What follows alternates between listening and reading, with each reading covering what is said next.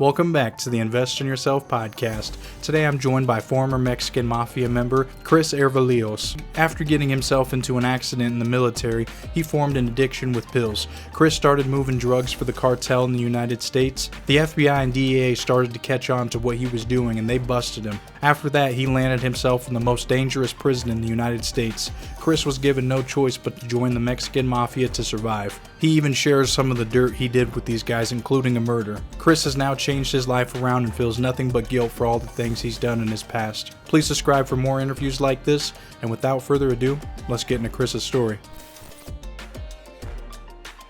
Hey Chris, how you doing? I'm okay. How you doing? I'm doing great, man. Thank you for coming on my show tonight. I appreciate it. It's an honor, for the invite. I really appreciate the invitation, and I hear a lot about Invest in Yourself podcast, so it was a blessing to be able to come on your show and do this interview with you. So I'm very flattered by the invite. Thank you. Well, I appreciate that, man. That means a lot to me because I really like your story. I mean, you've been through a lot, and your journey went and they led you down to a redemption path. I mean, you were involved in a lot of other stuff before that, but it takes time to get there, and you had to go through certain things to get there, man. So again, thank you for taking out some time. And I think the best way we could structure this interview is just start with your early life and what it was like for you, your upbringing.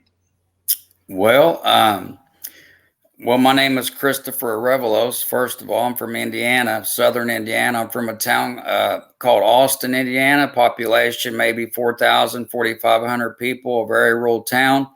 And it was dubbed Pistol City back in the 70s because my father, we're from Hispanic descent. There's a town, Arevalos, Spain, maybe 35 miles northwest of Madrid, the capital, and that's where my dad's side's from. So he was a Hispanic migrant worker, my Arevalos side of the family. And they were born in Texas, but they went through California, Michigan, different places throughout America as migrant workers. And they ultimately ended up in Austin, Indiana. On the outskirts of town, there was a place called the Mexican Camp. And that's where all the Hispanics stayed out there. They basically weren't allowed in town at the time. So they had this camp at a migrant camp on the outside of Austin. And it was called Pistol City because there's a factory there, and they used to can vegetables. The factory is still there. So when the truck drivers would go through the gate to drop the vegetables, they would see the Hispanics, and almost all of them had a pistol on their side. Yeah, so I would remember listening to it when I was a kid, and it would say, "Hey, where are you at?" The truck drivers. I'm pulling in the Pistol City, and I would ask, "Hey, why is it Pistol City?"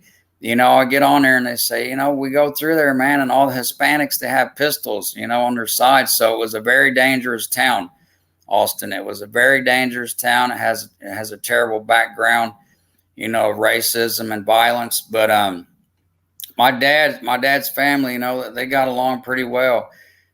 Coming up, it wasn't easy. Like you say, my childhood and upbringing wasn't easy either from my parents' perspective. They were both lower educated, grammar school education, my mother and my father.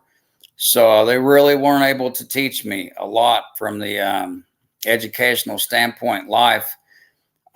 They worked, but neither one of them had any education, no diplomas or anything. The farthest they made it was grammar school.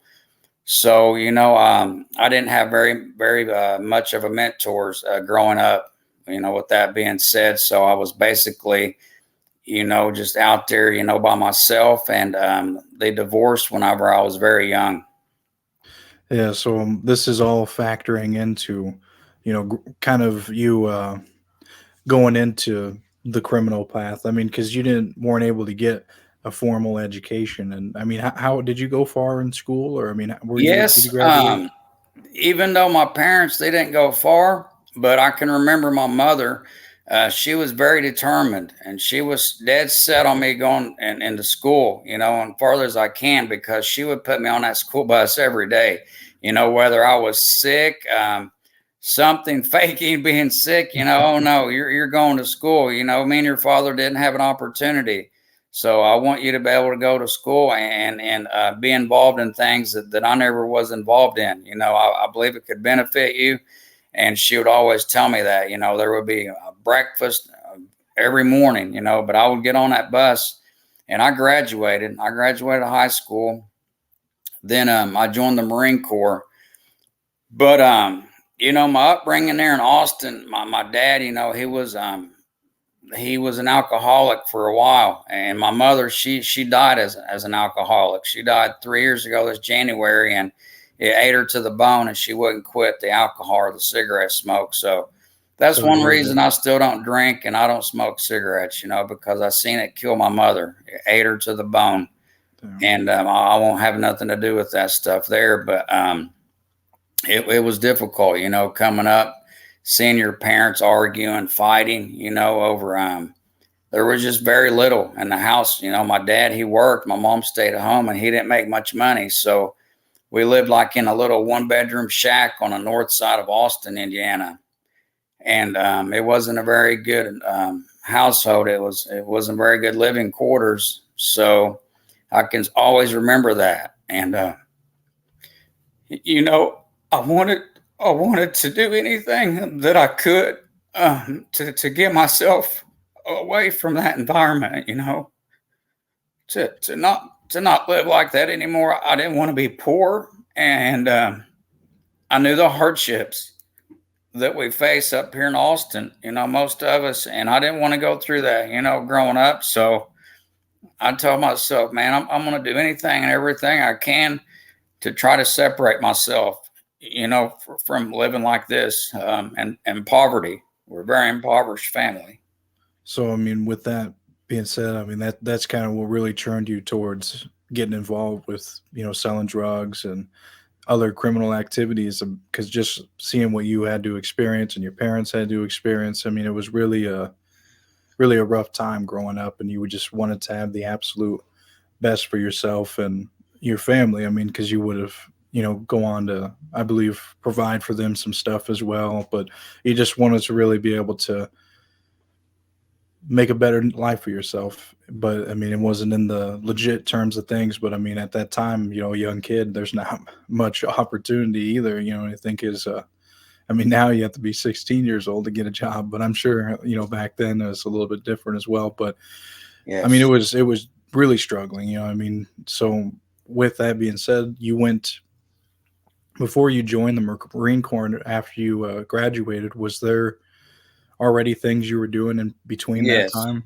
Yes. I can remember my first drug sale, man. I was 10 years old, and I stole the marijuana from my parents. I remember where they kept it stashed in the house, and I would always see the people coming over buying the drugs. And they were asleep one time, and somebody come, and I went and got the bag, and I sold it to the guy. And that's how it started, man, and then I started getting the name, reputation. I started at 10 years old, was my first drug sale, and I just kept going, So in school, I built a reputation. I built a name for myself in school and in the community, not only drugs. I mean, it didn't matter what it was. If I can make $1 out of it to put some food in my stomach, I was down for it. I was down for the hustle. Whatever I could do to feed myself, to separate myself from what I seen growing up and the feeling that I had of being impoverished, coming from a migrant working father and a mother with no education. I didn't want to be in those shoes anymore, and I didn't care what it took or what I had to do, to erase that feeling of poverty. And I started, dealing at a young age, like you say. I got a reputation, and I finally joined the Marine Corps. I wanted to get out of it. So I got injured in the Marine Corps, and then I come back home. And at the time, there was an Oxycontin epidemic, with the pills, and it was nationwide, not only in Austin, but it was nationwide. So it hit Austin, Indiana, very hard. It was the Oxy capital of America. That's what they were telling me. So when I come home, they were saying, hey, these pills, man, they're very expensive and they're very strong. So I got hooked on them.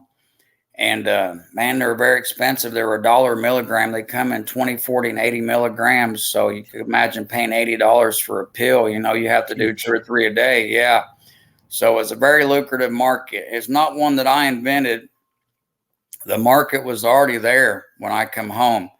I just, you know, I had a thirst and a natural knack for that community. You know, I knew the ins and outs. I've been doing it since I was 10. I knew all the heavy hitters. I knew the people. So it was just like a perfect storm for me. You know, with knowing the people, all I had to do was get the connection, because at the time, the only way you could get the pills is from a physician, and they only allow a 30 months or 30-day supply. So I would be taking people to the doctors, older people. I would be taking them to the doctors. They would be selling them, you know, and I was hooked at this time. I was hooked on them. And I was just basically, you know, trying to work for a pill to overcome my sickness. And I wasn't making any money at this time. I was just an addict. So that's how I basically got started in the pill game. Yeah, and with that, you know, you really did become addicted, and it was just really to support a habit in some kind of ways because these things were expensive, man. I mean, you really said for per 1 milligram. I mean, it's $1, so you add them up and you take a couple a day. That's a lot of money. So for you to get involved with it and then start taking them yourself, I mean, is that what was the whole reason you got into it? Just because you know you hurt your back, and then I mean they costed a lot, and then you seen there was a good market for it. Yes. From the main dealer, lived in an apartment complex there in Austin on DeHart Drive. And I ended up renting an apartment there in the duplex. And I just noticed in my apartment started going from everything. And then one day it would be missing an appliance. Next day the TV would be gone. Next day the stove, you know, and then this was like towards the end of my addiction. And I kept looking, all the people lined up going in that door over there. And I'm counting one day, you know, and they started out, they had like almost 700 some pills that morning. They just got like 3 prescriptions in the night before, and they were done selling them by like 4 o'clock, man. And I was sitting there thinking all the tens of thousands of dollars over there sitting in that apartment, you know, and probably my stove is over there, my TV and everything. And I'm sitting over here in this apartment sick with nothing, no job. And I tell myself, hey, you know, I'm going to get out of here, man. I want out of Austin. You know, I want to get off these things. So I went to Louisville, Kentucky to a place and got sober, got clean off of them. And then I met a girl. And I was telling her, you know, about myself. You know, I'm like, look, I'm just overcoming this addiction here. And she was telling me, yeah, I know somebody, you know, that has those pills. So I take her to Austin and I show her around. You know, I'm like, look, this is what it is right here. You know, and she's like, have you ever thought about, you know, going back down there? And I said, I'm not strong. I'm not that strong just yet, you know, but I ended up going down there. She hooked me up with a guy that owned a chain of nightclub, or I'm at strip clubs in Louisville. And he was the plug in the beginning. And I just started going from that, going down there and pushing some of them off, you know, on the corners and stuff in the beginning. What is so addictive about them? Would you say for coming from you? I mean, what did you feel with them? Well, I mean, up to that point, it was the best feeling ever in my life. Up to that point, it was the best feeling I've ever had in my life. I just didn't care about anything when I had them inside of me. When I was whenever I was under the influence of them, I didn't care about anything. I was happy and in a good mood, you know. And I think that's what made them so addictive nationwide. And because they just put you in a different place. You know, I was in a impoverished environment in Austin, coming from nothing, and I had nothing. But as long as I had that pill, then I felt like I had everything, you know. Yes. So definitely a big, just it felt made you feel more fulfilled, and then it would go on to making you feel? How did you start feeling? Did you start like getting bad effects and stuff from it before you got clean? Yeah, well, what happens with those pills, once you come off of them, it's a flu-like symptoms, and you're running a fever, diarrhea, throwing up. You can't get out of the bed. You can't take a shower. You can't do anything, man. You can't even eat. So, and you do like a week like that.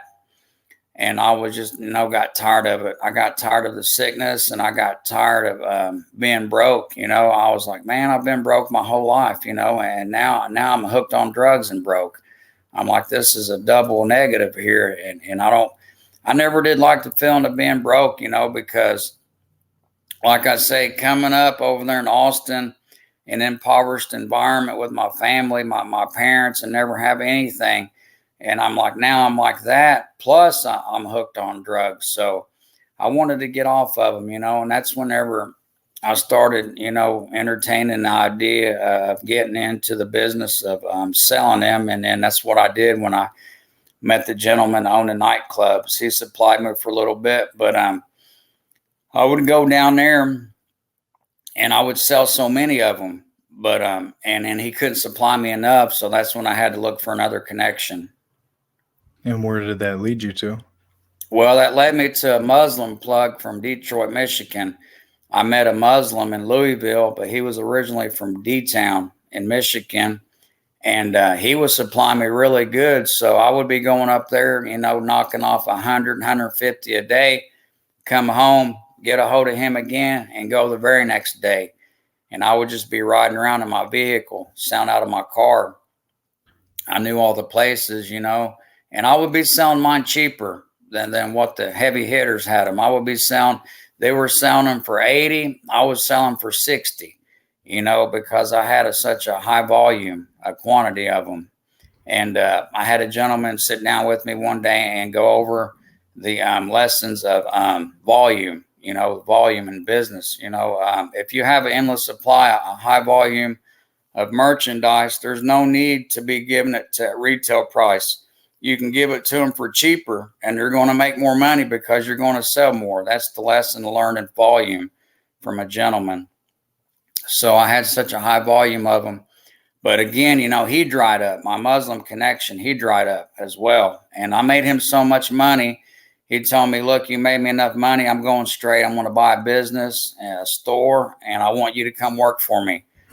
And I told him, I'm like, look, I'm not giving this up. You know where I'm from. You know what I am. I said, I'm about the money, man. I want to make some money. I don't want to go straight. I'm not going to give this up.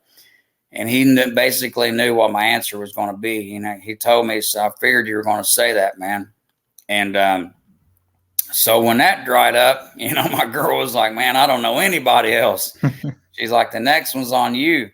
So I had to do some a lot of channeling, a lot of different channeling, I could say. And finally, I come up with a pretty heavy, high-power plug.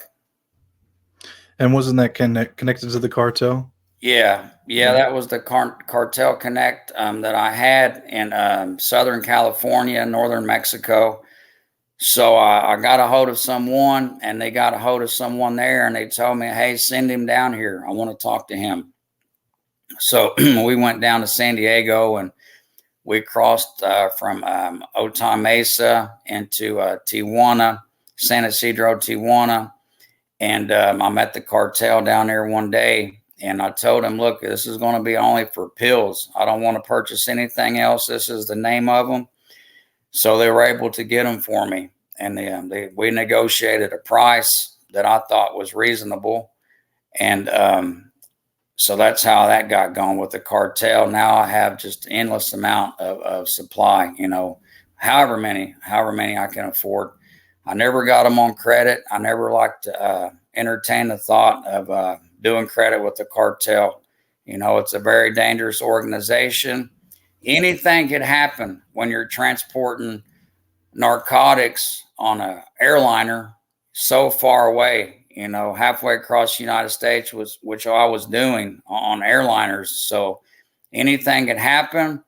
I don't want to take the chance of owning the cartel because they took my family's information. They took my mom and dad's names, their addresses, my sister, my brother.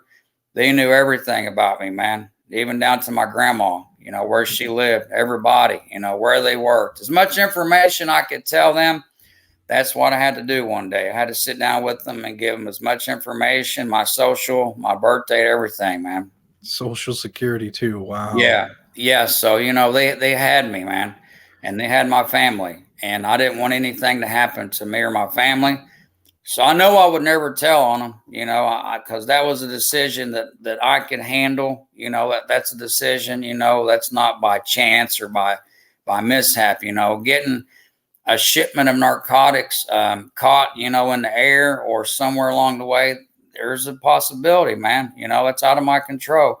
But what is in my control is keeping my mouth shut. If I ever got busted, to keep my family alive. And that's what I decided I would do. I would never tell. I would take the time, whatever. But I never did want to do credit. So this was a cash only business, and it was only for pills. I made that clear. They were trying to push everything on me, man. Yeah, they wanted to flood me, man. They were talking to me about the prices, the weight, you know, and everything. And I just respectfully declined over and over and over. Every time I went down there, they were trying to give it to me, man. Damn. Yeah, but I would respectfully decline it, you know. And I said, look, I'm from a pill town. Austin is a pill town, and that's what these people want, and that's what I'm going to give them. So how did it feel to be connected with the cartel at that point? Well, when I first went over there, I thought I was busted, because when I called them and they said, come over, and they told me, hey, when you get across the road there along the line of taxi cabs, there's going to be a cop on a telephone, man. And you listen to what he says. And I'm like, oh man, maybe I'm not talking to the right person. And he's like, yeah, you're talking to the right person, man. Just do what I say. Jeez. I said, okay, I'll be there in 20 minutes, man. So I crossed the border. We're walking across the canal, and there's a row of taxis. They're waiting to take people that just crossed. And I said, come on, we go down this road. And I went down the road, and there he was, man, a cop on the telephone. And I'm just standing there looking at him, and he turns around, and he went like that, nodded his head. And I looked down there, and there was a guy like that waving his hand. His name was Puma. He's dead, so I'll tell you his name. And I went over there, man, and he's like, Chris. And I'm like, yeah. He's like, how was your trip? You know, this and that. Have you had lunch yet? Man, real casual, professional. You'd think he was going to some kind of meeting or something, you know. These people are very professional people. So I'm like, yeah. I'm like, but I did see a lot of taco stands on the way. And I said, I think I'm going to hit them on the way back. And he's like, no, we'll have somebody go get them for you. Tell us what kind you want. So, man, they're bringing me tacos. And I'm sitting there talking to them. And it was a big poncho, like, and he pushed it back. And there was like a little roll of jewelry cases, the glass cases, but it had Mexican artifacts in it. It didn't have jewelry. And you would just see different artifacts, Mexican. And there was a guy behind that one. He had a big TV, man, watching a soccer game. And he had a tattoo. I won't say what it was, but he had a tattoo on his face, a number. It was a number on his face, and that's who they represented. That's what gang they were with. They were working for from the Plaza boss, Puma, from the cartel. They were his soldiers.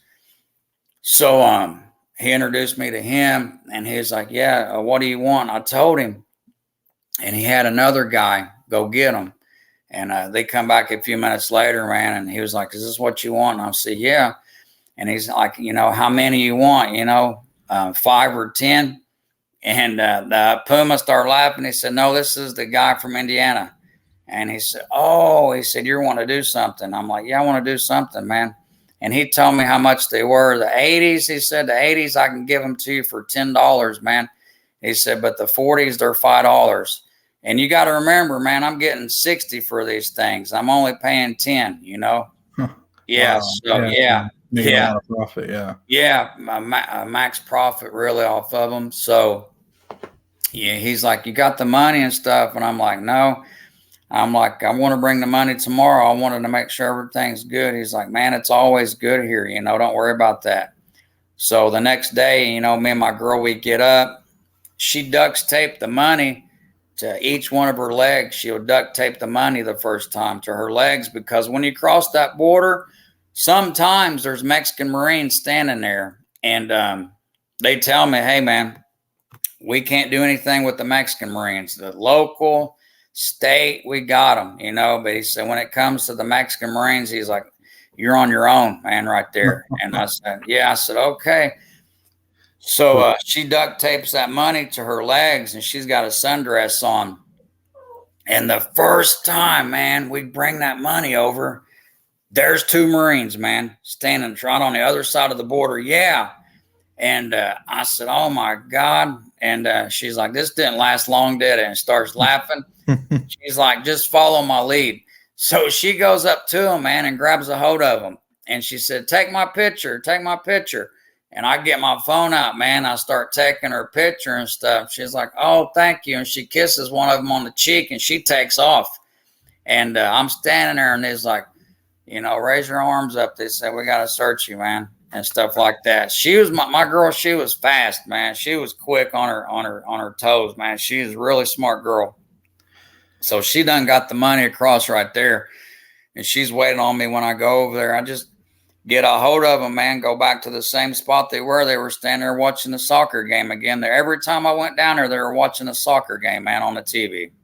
So they had the drugs, so these were police officers. They were just selling you these drugs and stuff. And go ahead. No, the police officers, the one that nodded that way. But it was a lieutenant in Puma, a lieutenant for the cartel. He was over the whole area. Mm-hmm. And those 2 guys with the gang tattoo number on their face, they were his soldiers. But yeah, I've seen the cops there. One time I was there, and he's like, hey, go around here. And I went around the other side where the cases was, and I was peeking through a hole, man, and there was 2 cops, and they were stacking big wads of cash in these boxes. Yeah, 2 cops, Mexican cops, police. And it was forever, man. I'm waiting forever. I'm burning up back here in this little confined spot, and I'm looking at them through a little hole. And they leave, and I'm waiting. I'm like, man, I'm waiting for the soldiers to come, the cartel soldiers to come tell me, come on, man. They never come. I'm burning up. Finally, here they come. Come on. I went around there, act like I didn't see what happened. I act like I was oblivious to what happened, but I seen it, man.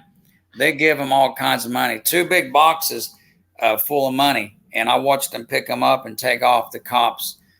Yeah. Jeez. So they were able to, of course, get these cops to cooperate, become corrupt and be on their side. It was no problem from what I seen that day. Yeah. And I'm sure, they might, who knows if they make threats against some cops that don't want to cooperate with them. I mean, they're not really as in control as over here in the United States. No, it's completely different. It's a different world over there. Everyone knows that the cartel, they have their hands in everybody's pocket. They're lining everybody's pocket full of money. That's how they get that stuff over here. But that's my first interaction with the cartel. And I was going down there maybe once a month for about 3 years and until they got me. But I developed a really good rapport with these people. They ended up trusting me. They thought I was fascinating, someone from a rural area with me with such a rural accent, and I was very dark, and I showed them they knew my last name and everything, and they were just like in awe, that I would be even down there, doing something like that, man. Yeah, and I mean, I had heard from your past interview too. There's when you're connected with them, you only deal with them. You don't do business with anybody else. What do you think about that when they told you that? Yeah, I seen it with my own eyes one time. We went over there, and they were already gone. They only worked from 8 to 12 over there at that spot. Really? Yeah, they had business hours, and it was past 12 o'clock. And we sit down to eat at a little place right across the road from them outside. And the guys like come over. The waiter, the server said, "Here's the menu." They just bring beer automatically over there. They just bring you beer whether they ask for it or not. And he's like, "Is there anything else you would want right now? Some Coke or something?" And I said, "Cocaine?" He's like, "Yeah." I'm like, "No, I don't do that stuff." My girl said, "I do." And I'm like, "No." I'm like, "Not right now." She don't, He's wanting to get, messed up. I said, "Not right now." And I said, "We're going to eat." So he's like, "Okay, let me know." So he comes back. He's like, "Well, what else would you want? If you don't do Coke?" I said, "I do the oxys." He's like, "Hold on." And he says, "Come back here in the kitchen with me." So I went there, sit down at the little bar and by the grill. Some other guy come. He tells me, "Is that what you want?" I said, "Yeah, that's what I want." And he said, "I can get them, man." I said, "Okay." I said, I need to see them first, He said he called somebody, said they're at McDonald's up here, they're coming. Just so happens one of the soldiers that I have dealt with in the past, he's walking by there and he sees me. Yeah, he comes there. "Hey, what's going on, Chris?" I'm like, "I'm getting something to eat." And he said, "What else you doing?" I said, "Well, I come over here to see you guys, but you're gone." And I said, "This guy's going to help me." And I didn't know anything at this time. I'm just, "Hey, this guy's going to help me." He said, "Help you with what?" I said, "Getting on, for today." He's like, "No, no, no." And he goes around the corner and he grabs that guy, man, and he holds him down almost to his face, almost on that grill, that hot flat grill that you're making the tortillas and stuff, food. The guy's screaming out loud, and we're in public, man. We're in public at a diner, and the guy's holding on for dear life, pushing himself. And the guy's pushing on his head, and he tells me, "Hey, did you ask him or did he ask you?" I said, "Man," I'll be honest with you. I told him I didn't do cocaine, but I told him I do oxys. He said he could get them. And he let the guy up. He said, don't ever look at him or even talk to him ever again." Told the other guy. And he says, "You come with me."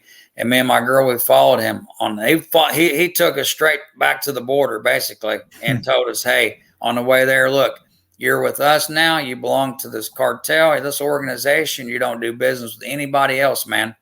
He says, "That understood?" I said, "That's cool, man." I said, "I just didn't want to go empty-handed." He said, "You'll never go empty-handed." He said, "You just missed us, man. We don't stay past 12. We have an arrangement, and that's what it is." He said, "Come tomorrow. We got you, Chris, man." And he said, "The best thing for you to do is just going back across the border tonight, man." He said, "I know you want to get out here and have fun." He said, "But I don't want to see you over here anymore tonight." And I was like, "Man, I'm good, bro. You just put a guy's face to the grill. You know what I'm saying? I got you, man. I'm going home for the night. I'll see you tomorrow." I didn't tell him, "Man, I seen you put a guy's face to the grill," but I'm thinking, "Hey, it's no problem, man. I'm going to bed. Yeah, I'm going home. I'm going to bed, man." So how did that make you feel to hear him say that and do that? Well, I mean, it had its pros and its cons. I'm thinking, hey, they got us. You know what I'm saying? We're on until we're going to ball till we fall. We're on until we fall off. So we don't ever have to worry about, not having enough supply. On the other hand, I'm thinking, man, this guy just put someone's face to a grill out in public for God and everybody to witness and didn't think twice about it. Why? I'm thinking, why? All for the dollar, man. All for the dollar. It's true. Tell me more about how you had to smuggle it onto the planes. Yeah, so it's becoming a hassle. I'm building my money up. So with more money, I put it all back into my investment with the pill supply. So every time I go down there, I try to double up. I'm always trying to double up. I might leave with 20,000. I'm going to try to come back with 40. I'm going to try to come back with 60 or 80,000 next time. So I'm telling them, look, at first, it was only maybe 10, 15,000 pills. We could do what I could do, what I knew how to do with them. But now we're talking 35, 40,000, pills, man. And yeah, so I'm thinking, I'm just telling them, I'm just talking out loud with them. Hey, I'm doubling up, guys. I'm expanding my business. Everything's going good, and in the tri-state, Ohio, Kentucky, Indiana, everything's really going good for me. I'm really going to need you to stay steady, supply for me. Yeah, we got you. Any issues? Anything else? Hey, I'm having an issue. I need some better direction on how to get these on the airliners all the way back to Indiana or Louisville, Kentucky. So they tell me, man, do we have anybody up there? And I give them the name of the airport. And I stayed that time for 6 days. And they told me, like, on the 4th day, hey, if you're wanting to do something, man, you got to leave tomorrow morning. You got to leave, because this is when you have to be at the Louisville airport. You have to take a one-way, no stops. This is when you got to be there. This is when our person is working the transportation, security, TSA, transportation, safety administration, whatever it is, the airport screeners. This is when she's working. She's working, they said. And I'm thinking, there's no way, man. There's no way that these people know somebody at the airport tomorrow night in Louisville, Kentucky. I'm like, there is no way, man. My girl's scared to death. She said, let's don't take them. She said, there's no way that these people have somebody in our hometown, and they're in a different country. I said, man, these people, we're taking their product. How are they going to do that? I'm like, she's like, what if we're stuck up there, Chris, with 65,000 pills, almost $200,000 worth of pills, man, and we're stuck at the airport? You're going off these people's word? And I said, that's all we have, is their word. And I tell the people, I don't tell them. I'm real confident when I speak to them. Heck yeah, let me see the ad, the schedule. And they show me her badge, man, a black lady. And they show me her badge and everything. So we go, I don't have much of a choice. We get our pills in the hotel. Now it's just me and her right now at this time. So we get them up, we get them ready, and we go up there, man. And sure enough, we sit there and we waited until the time. And then that's when we went through there, man. And there was that lady. I turned the corner. I seen her big braids, man, that black lady. And I felt like unstoppable. I felt like I was on top of the world, man. I felt like I can't describe the feeling that the people that I'm with now, being from coming from nothing, man, and having nothing. And now, I'm with some of the most richest people, most dangerous criminals in the world, man, even though I never seen their violence, besides that time. They were very respectful, very cordial, and they wanted to help me. I told them about my poverty upbringing, man. And they said, hey, you'll never go hungry again, man. We'll take good care of you. We'll make sure that you go to the top, and you're the biggest, you're the biggest one up there in Indiana. So, it was a good feeling, man, being with these people, them taking care of me like that. I felt really good, and I know it's wrong. I know it's wrong now, and I'll get to that later, my redemption story. But at the time, I felt really good, having the money and having these people backing me. So we got the pills through that time, man. But I wanted to get more. Of course, you want to do more. You always want to do more when you're in a business like that. The more money, the more you can move. So I started bringing transporters with me. And I brought 3, and how I would do that, I brought 3 the first time. They didn't even know that they of each other. One didn't even know about the second. The second didn't know about the third. They all took separate flights at different times. They landed at the same airport, San Diego airport, but they all had 3 different motel rooms. They all was from the same town of Austin. Every one of them knew each other, man. We all knew each other, but none of them knew that they were doing it. They thought they were the only one. I would tell them, you're the only one that I would ever trust to do something like this for me.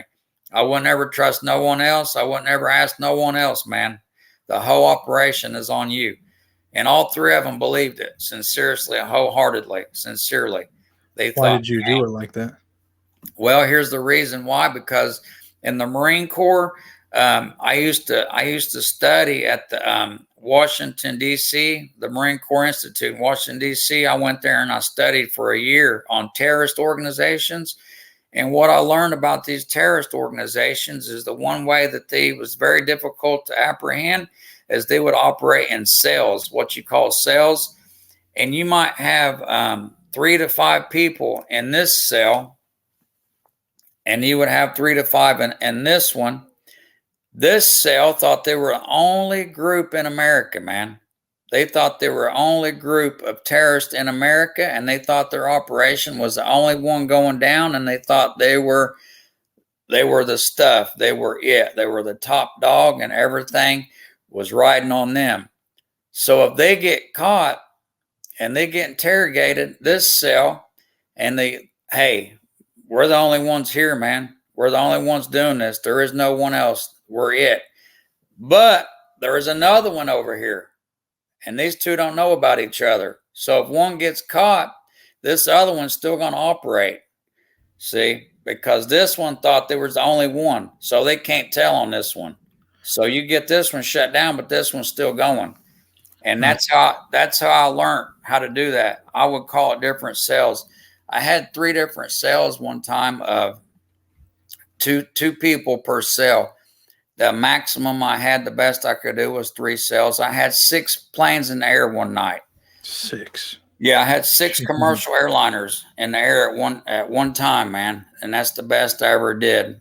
And like I say, I would fly those people out there to San Diego. I would put them in a motel room. I would go spend a couple hours with one group, one cell. I would take the girls, take the woman out to eat for breakfast. Say, hey, I'll be back later. I would get in a rental car and go get the other one, man. It might be lunchtime by now. Hey, let's go get lunch. I'll be back later.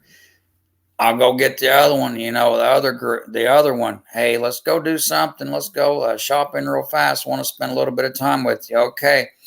By that time, it's dinner time. Go pick the other one up for dinner. See, I would rotate. And every conversation I had, it made them feel like they were the only individual running this operation. So none of them knew about each other, man. And that's what kept me from getting caught, I think, because there was very little chatter. There was very little gossip. There was very little talk, of what was going on, because only one person thought they were the only person in operation. But the whole time I had 6. Yeah, so you did learn some skills from being in the Army and studying how their tactics work. And yes. Was able to apply it to this. I mean, that is, I suppose, clever, and in some ways that you were able to do that, because I mean, it really works them up to feel like they're this exactly. And, exactly. Who are they going to tell if the cops interrogate them? They could tell on you, right? But exactly, and that was the whole thing. Hey, who are you going to tell on me? Okay, I don't have nothing. My hands are clean. I get on that airplane. I don't have nothing, man. You're the one that has it. I told you I was going to bond you out, so you're not going to say nothing about me, because I'm the only person that knows about it. Supposedly, no one else knows about it, Yeah. So why are you going to tell on me? I'm your lifeline. So, I mean, you did this plane operation, the smuggling, for what, like a couple years then too? Almost 3 years. It probably was in 6 months into the 3-year period that I was going back and forth to Mexico. I would go down there basically once a month. Mm-hmm. That's how many. I started off, like I told you, I would go down there myself, and I would do it myself. But then I set some of my friends up from high school. I would set them up. One of them, I remember, lived in his grandma's house for the summer. He would come from Chicago when he stayed with his grandma's. So you have the rest of the year, no one even goes into this house, man. It's some 64-year-old woman, in her bedroom. No one ever goes to that house. Once the summer, my friend comes there. I use that house, man. We sold out of that house, because no one ever suspected nothing. It was a very nice house. And then I would switch, even if I felt like the heat or that it was under investigation, I would switch houses anyway. I would never stay in one spot long. I would go to the other side of town. somebody, low income, impoverished like me, so many of us in Austin, hey, I want to stay here for a week, man. Let me do what I need to do here. Here's $500. $500 is like $1 million to us up here, man. At the time, when you come from nothing, you're on food stamps. You have 7 kids, and a one, with a mother with 6 or 7 kids. No husband, nobody bringing no money in. You're on food stamps, you're on welfare. And then here comes Chris, giving me $500 to stay here a week, $100 a day. Come on in, man. Do what you need to do. And that's how it worked. I would just go rent somebody's house out for a week, someone that I grew up with, or their parents. They might be in jail. My homeboy might be in jail. I'm going to go to his mom's house. Here, put this on his books, man. We're going to have a good week. Well, so after doing this for quite a while, going up and doing the whole planes and stuff, I mean, that's what eventually did get you busted, was doing plane smuggling. I mean, what was the situation with that? Yes. What happened was the Muslim connection, my Muslim plug, he ended up getting busted, man. He ended up getting busted later on after he got out of the business. He calls me back one time and says, hey, I can't get him anymore, like I said, but you say you can get him. And I'm like, yeah. He's like, I want back in. I'm like, well, let's go out to eat. So we went out to eat. Man, I tell him my whole operation. Just to make him feel comfortable. He's wanting to give me a lot of money on this. He's like, I want to give you a lot of money. I want to back you on this, man. Let's go big. And I'm like, well, I'll do that for you. You help me. And he's like, but I need to know the details. He tells me, I need to know when you're leaving, what plane you're on, what room you're going. And I'm not thinking this guy's going to set me up, man. I just got done getting them off him last year. Thousands of them. Why do I suspect him doing me wrong? But I tell him, hey, I'm leaving next week, man. You want on, get the money ready. He don't come up with the money. He backs out after I done tell him the plan. I don't think nothing. Man, we come back and they say, Chris Arevalos, I'm in the airport. Yeah. And I'm turning around, there's some skinny white dude, looked like a crackhead, had a windbreaker, unzipped it, U.S. Marshal badge. Yeah, United States Marshal Service, FBI, whatchamacallit, DEA Special Agent, Homeland Security over here, Transportation Safety Board over here, like 7 or 8 different government services, man, at the Louisville airport. And I said, what's going on, gentlemen? He said, I have a warrant from Jefferson County, Kentucky. I said, what's the feds doing serving a warrant? He said, come with me and I'll tell you. So they handcuffed me. They take me to some little room. And I said, what's the warrant for, man? And he said, failure to appear for a traffic violation. And I remember going to that. I remember going to that court proceeding. And the clerk told me, I don't have you on file. You have no court date. But you know what? I recognized one of them dudes, man, was in the office watching me that day. Really? And he walked me out. He walked me out of that office asking me my name and stuff. And I remember telling my girl, don't you think that was weird? I get served with papers to come to court. She tells me there's no court date. And then this guy walks me out asking me questions and stuff. She's like, man, you're just paranoid. I said, no. I said, that don't make any sense. Man, he was one of the federal officers. The feds, listen what the feds did, man. They had me under investigation at this point. When I went to show up for that court date, I didn't know it. They canceled that court date. They had the state cancel that court date, man, so they could arrest me. That's why they did it. That's why they did it, man. I remember that dude. And I told him in handcuffs, man, I remember you. I said, I know exactly what's going on now. I said, you was in the courthouse that day in the clerk's office, man. You walked me outside asking me stuff. I remember you. What did he say? Didn't say nothing. He didn't say nothing. Nothing. Nope. So after that, I mean. Yeah, so I'm sitting there, man. I'm like, what's going on? They're tearing my suitcase apart. They're ripping through it. Where's the narcotics? Where's the narcotics? I said, man, there's no narcotics, man. And my phone rings in my Nike jacket, and he gets it. He flips it. I said, yeah, it's my girl. She's already out in the vehicle, man. She's already out in the vehicle, ready to go. What are you doing? Well, where are you at? I said, the feds got me. What? And they grab the phone. They run out and get her. She comes in. She's crying and stuff. Man, you guys are going to jail, blah, blah, blah, blah. I told her, look, man, we're going to bond out. We'll be out before the sun comes up. It's going to be just another day for us. Don't worry. She's telling them, hey, I don't know what you guys are talking about. They're telling her, what about the border, crossing the border? Tell us this. I don't know what you're talking about. We go for vacation. We didn't have not one pill on us, man. Nothing. They get us for trafficking at Jefferson County Courthouse, the Jefferson County, Kentucky. We bond out. I bond her out. 30 days later, we go to court, and there's the FBI guy. They got me. He said, Arevalos. I said, what's up? He said, I got somebody I want you to talk to. I said, man, my lawyer didn't already tell you I'm not cooperating. He said, your lawyer told us that's not about cooperation. He said, come on. I'll follow him over there. There's a new guy standing there, and he's talking. He says, hey, you Chris Arevalos? I said, yeah.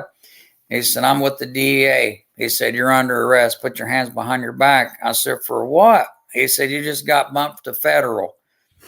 Yeah. And I said, man, I just got arrested, on state. He said, there's not a bond this time. You're not bonded. I already talked to the judge. He said, we've been watching you for a little bit.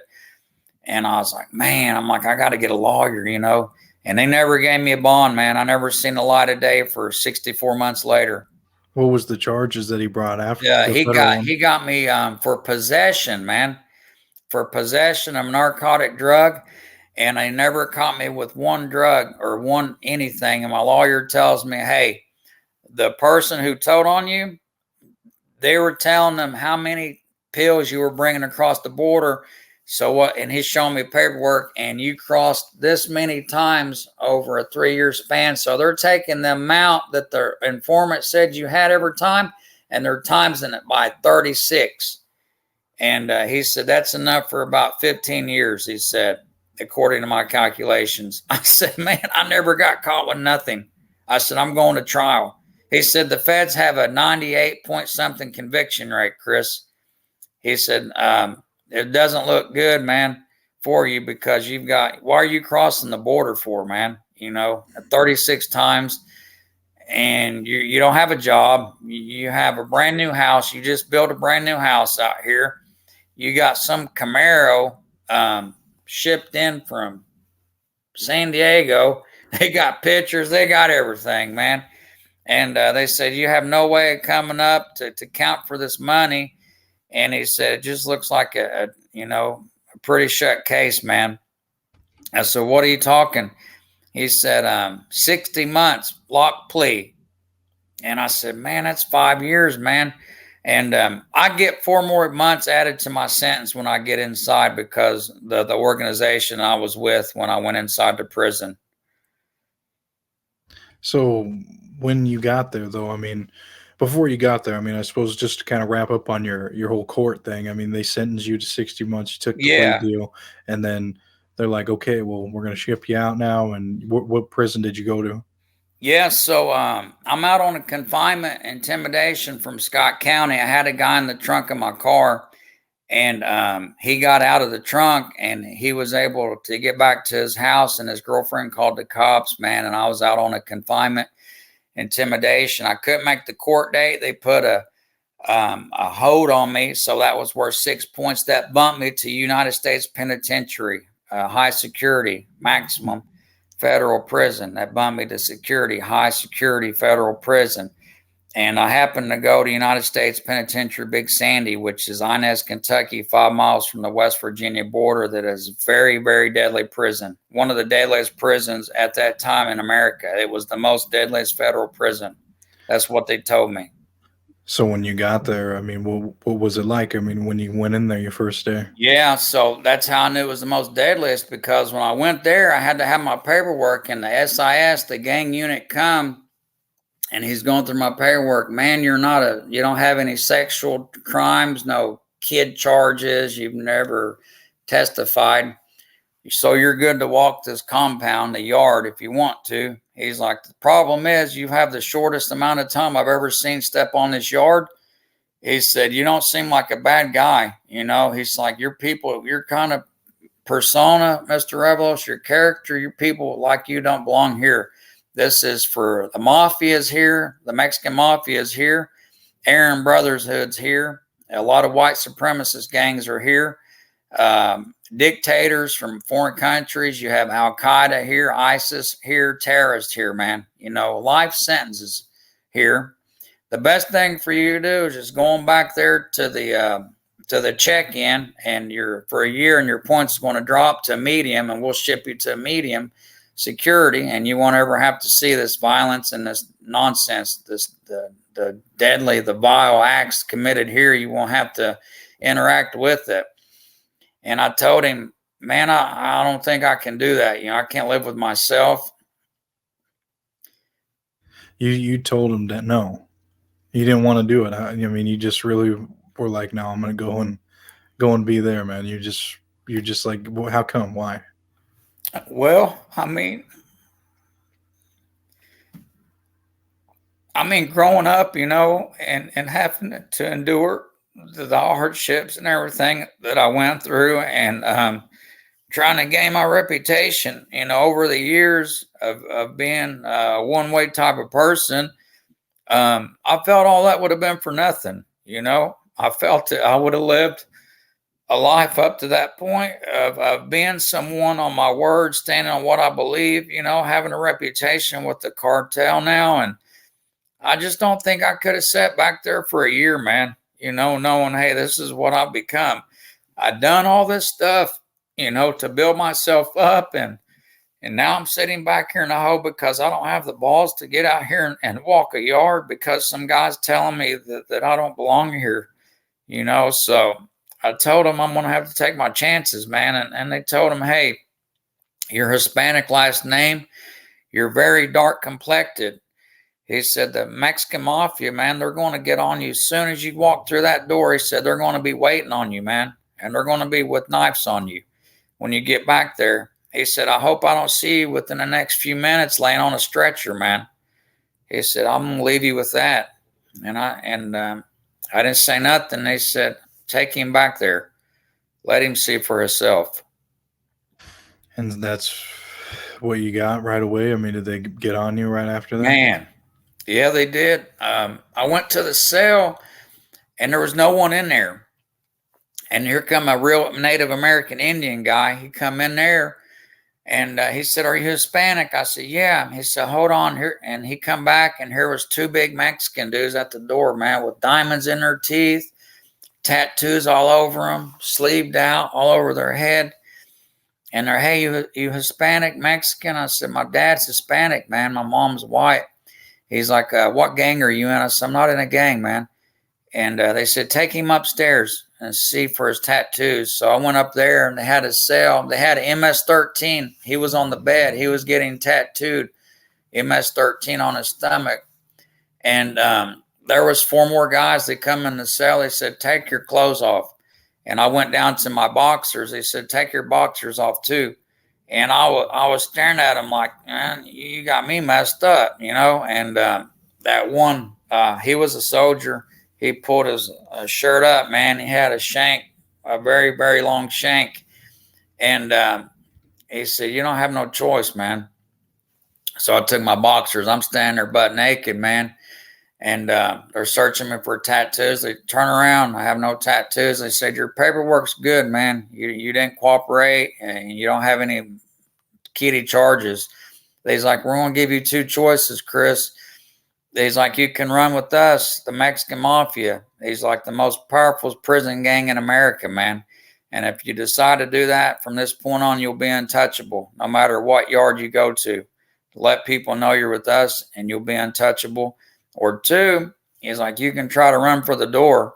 He said, but I got 4 people here. I guarantee that you're not going to make it. And I just told him, hey, I don't have much of a choice. I was like, you guys don't leave me a choice. I kind of chuckled. I said, you guys don't leave me a choice. That's a pretty easy decision, man. And he said, I need to hear it. I said, I'm with you, man, 100%. He said, okay, get him downstairs. And I got dressed. Man, they gave me 2 big bags of commissary. headphones, Sony Walkman, new radio, new sweats in the back, everything brand new, nothing used, man, nothing used. Class act people, hygiene, food, Timberland boots, man, with the tag still on them. They didn't fit me. I gave them back. They were too big for me, but they were brand new, man. And stamps are currency in federal prison on Big Sandy. It was 25 cents a stamp. They gave me a big thing of what of them, man. It ended up being like almost $300 cash, and stamps. So the first night, man, I'm clicked up with the Mexican Mafia. I got $300 cash in my pocket, and I look like I've been there for 5 years already, man. I've got all brand new stuff. If not for that, I'd be wearing like orange until I get my uniforms, man. Everybody staring at you and stuff, saying, fresh fish or whatever. No, man, they put me on top from day one, bro. Damn. So, I mean, yeah, you really didn't have much of an option while you were in there to join. Oh, no. You go in there, it's like, all right, well, if you would have denied them, they probably would have. What do you think would happen? Well, I know what would have happened. They would have stabbed the what out of me, man. All four of them. That's what they were there for. To stab me if I would have refused. Yeah, they were there to put that work in on me, man. They weren't there. They weren't there just for just to be standing there looking at me. They were there to put that still in me, that penitentiary still. Even the guards knew. They're like, hopefully I don't see you in a couple minutes, Oh, yeah. Because they'll kill the guards too, man. The Mafia, they control the prison. The Mexican Mafia, they control the prison, and the guards and the warden know about it, man. And they're not going to do nothing about it. Well, so after you joined, this gang in there, I mean, what was the whole purpose of them for having you in there? Yeah, well, I'll come to find out later that the purpose, I want to be careful how I say it, but no one was to ever lay a finger on me. That's what they told me, the whole reason. That no other race, man, because it's very segregated in prison. It's segregated. You go by the color of your skin. It don't matter if you have a country voice where you're white on the inside, brown on the inside. They go by the color of your skin, man, because when somebody, them other races are looking at you, they're seeing brown with brown, black with black, white with white. They don't know the inside of you or whatever. All they see is the outside of you. And with that being said, no other race can ever put a finger on a Hispanic because that looks very bad on the rest of them. It basically looked like, hey, how are you going to let another race, man, disrespect your race, And that's what the whole thing, they just told me they just couldn't have me out there, man, being messed with or disrespected. They had to either have me with them or you cannot be there, period, man. It's up to you. But if I made that choice with them, I'll never be touched. I can never be touched, man, by no one but them. Any discipline, anything, that I might mess up, it has to come from them. I cannot be touched by another race. It would be instant death for the whole other gang, whether it be whatever the black gang might be or whatever the white gang may be. You're just not going to kill the person that disrespects me. They're going to kill everybody, them and everybody they're with, man.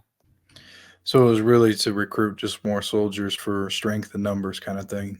Yeah, it was that as well, And I developed a relationship with these people. I'm still in contact with one of them, man. I sent you the screenshots of the messages. This guy messages me daily.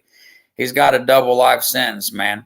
So, it wasn't them just me, being in there, they using me to stab people or do violence for them. This is an ongoing relationship that I've got with these people, man, and it's still going to this day. Do I put in work for them? Of course not. I'm not out here doing bad things. I'm trying to help the individuals from a legal standpoint, trying to help them any way I can because I know the hardships, man, from being in there. So that's what I'm doing. I'm putting in work, but it's in a different form of work, man, because I found a relationship with God. That's who I'm with today, man. Yeah, and I mean, it took you a while to get there, and I mean, it's definitely had to have been rough, being in prison and being in the gang, and I mean, and with no other option because you put someone like yourself in there, you weren't affiliated with. I mean, you were affiliated with the cartel, but you weren't like a member. But you No. became a member of this organization, and they had their wars and their during it in the prisons and stuff. And I mean, you had to have been involved with their fights and stuff. I mean, when I believe from your other interviews, that Yes. there's maybe a few fatal ones as well, wasn't there? Yeah. Yeah, there was one, man, that's gonna stick with me, until I die. It was my very first one. When they told me, hey, they put on me that morning. They didn't tell me the night before. They was just maybe an hour or so before it happened that when we go in here on this guy, man, we need you to hold him down. We need you to hold him. You'll be up later. You'll be at your turn later to shove the steel. But now these homeboys here, it's their duty to shove that steel in him and stab him. But it's your duty to hold him down, man. And it's a very important responsibility. Just because you're not stabbing no one today doesn't mean it's any less more important. That's exactly what they told me. So don't take it any way, We just go in there and hold him down. Make sure he don't move. It's very important. We went in there on his cell, man, and I went straight for him, and I held him down. I tackled him and held him down with everything I could. I was holding that guy down, man, and he was crying out for some lady, man. He was yelling a name, and I didn't know. I was like, that person's not in here, and I'm looking up, and this guy's crying, man, and they're going to work. They're putting that work in on him, man, and I'm sitting there holding him, and he defecates all over me, man. He uses the bathroom all over me. And he died a couple of days later.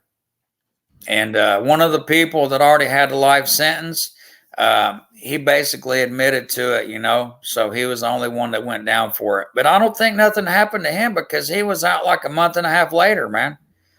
So I don't know. I don't know if the prison has something worked out with these people.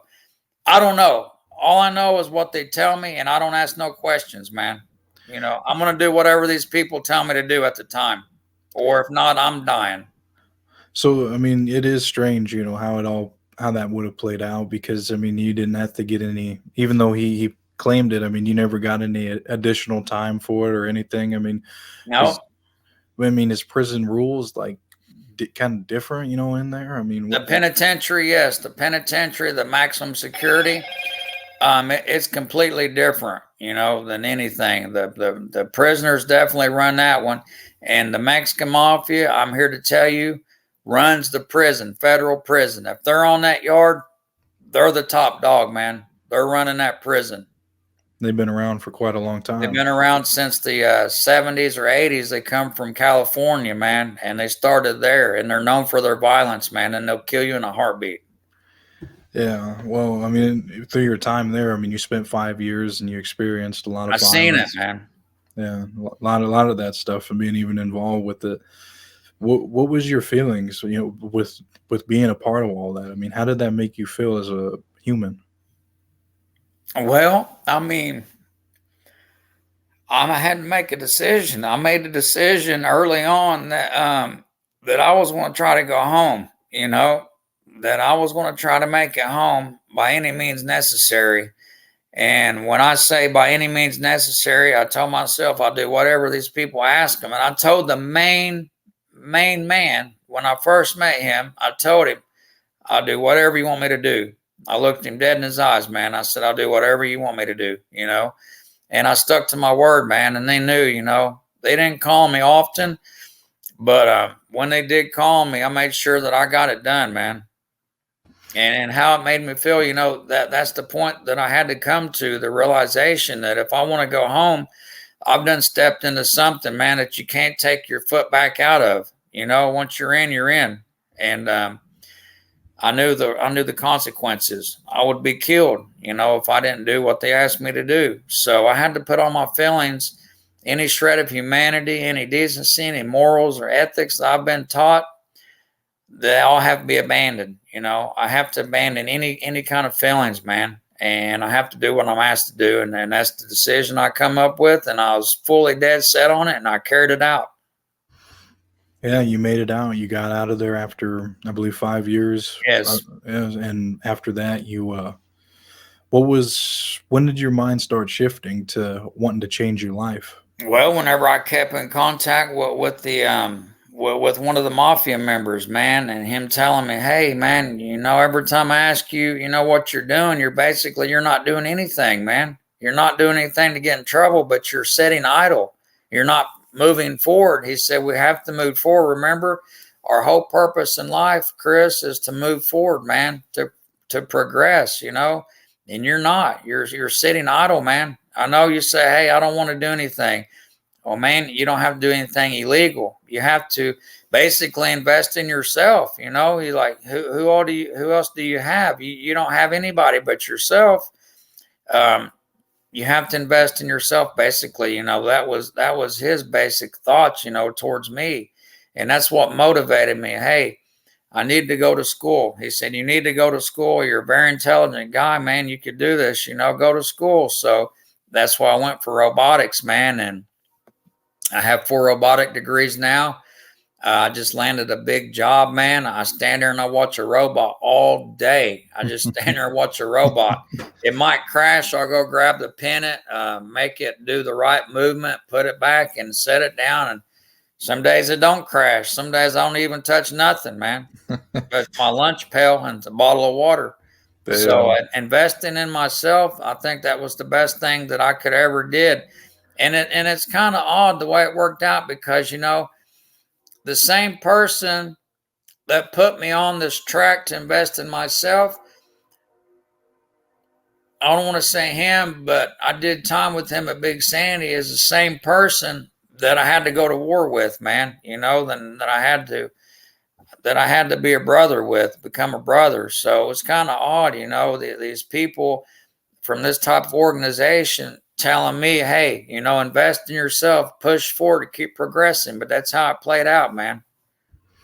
Well, I mean, at least you were able to manage, that friendship from out of there. I mean, up to this day, I mean, he does give you advice and was able to push you to move forward and leave that stuff in the past and try to move forward and make a better life for yourself. And so, what are you doing now to try to help people? Or, I mean, I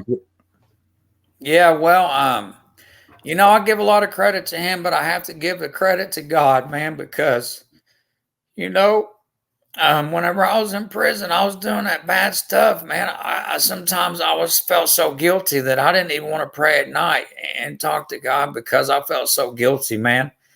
Of the things that I was doing, the things that I had done, and the things that I knew I was going to have to do to human again. And I felt so guilty, man. But I never gave up on God, and he never gave up on me. So I had an incident out here just a few years ago, man, that I went to drop some stuff off this church. My dad asked me. So I went there, and the people want to pray for me, and they put their hands on me, and I have all these thoughts and visions of things that I've done before in the past that were bad. And I was tripped out by it, man. And they could tell. And they said, come to church. So I go to church, and I'm asking God, man, show me something. Show me a sign, God. Let me know I'm on the right path with the school. And a week later, man, the president of the college emails me and wants to do a Zoom meeting with me. And she likes my story.